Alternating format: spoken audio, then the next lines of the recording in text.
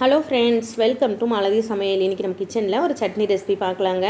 ரொம்பவே டேஸ்டியாக இருக்கும். நம்ம ரோட்டு கடையில் சாப்பிட்றோம்ல அதே டேஸ்ட்டில் நம்ம வீட்டிலேயே செய்யலாம். இப்போ வாங்க எப்படி செய்கிறதுன்னு பார்க்கலாம். இப்போ அதுக்கு மிக்ஸி ஜாரில் 1 கப் அளவுக்கு துருவன தேங்காய் சேர்த்துக்கோங்க. நல்லா ஃப்ரெஷ்ஷாக துருவன தேங்காவை எடுத்துக்கோங்க. அப்போ தான் டேஸ்ட் ரொம்ப நல்லாயிருக்கும். 1/2 கப் அளவுக்கு பொட்டுக்கடலை சேர்த்துக்கோங்க. 1 கப் தேங்காய் எடுத்திங்கன்னா 1/2 கப் அளவுக்கு பொட்டுக்கடலை சரியாக இருக்கும். ஒரே கப்பில் மெஷர்மெண்ட் எடுத்துக்கோங்க. இப்போ இதோடவே ஒரு துண்டு இஞ்சி சேர்த்துடலாம். ஒரு 3 சின்ன வெங்காயம் சேர்த்துக்கோங்க. கண்டிப்பாக சின்ன வெங்காயம் சேர்த்துக்கோங்க. கொஞ்சமாக புளி சேர்த்துக்கோங்க. புளி அதிகமாக சேர்க்க வேண்டாம், இந்த அளவுக்கு சேர்த்துக்கோங்க. காரத்துக்கு ஒரு 6 வரமிளகாய் எடுத்திருக்கேன். உங்களுக்கு காரம் எவ்வளோ தேவையோ அந்த அளவுக்கு எடுத்துக்கோங்க.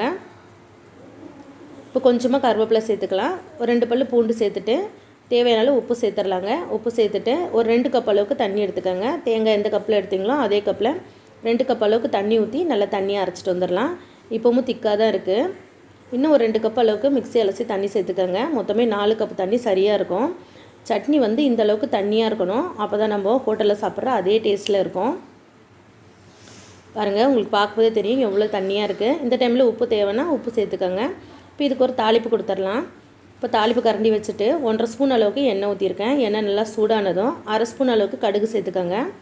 இப்போ கடுகு பொரிஞ்சதும் 2 வரமிளகாய் சேர்த்துக்கோங்க. வரமிளகாய் முழுசாக சேர்த்துக்கோங்க.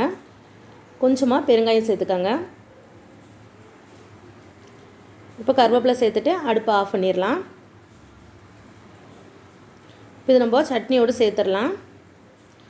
நம்மளுடைய சட்னி சூப்பராக ரெடி ஆகிடுச்சு ஃப்ரெண்ட்ஸ். கண்டிப்பாக நீங்களும் இதே மெத்தடில் ட்ரை பண்ணுங்கள். ஹோட்டலில் சாப்பிட்ற ரோட்டு கடையில் சாப்பிட்ற அதே டேஸ்ட்டில் வீட்டிலே குயிக்காக முடிச்சிடலாம். ஒரு 5 நிமிஷத்தில் ரெடி பண்ணிடலாம்.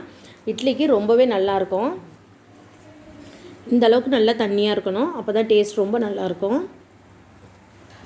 இந்த வீடியோ உங்களுக்கு பிடிச்சிருந்ததுன்னா எங்கள் சேனலுக்கு லைக் பண்ணுங்கள், ஷேர் பண்ணுங்கள், கமெண்ட் பண்ணுங்கள். மறக்காமல் malathi சமையலுக்கு சப்ஸ்கிரைப் பண்ணிக்கோங்க ஃப்ரெண்ட்ஸ். தேங்க்யூ.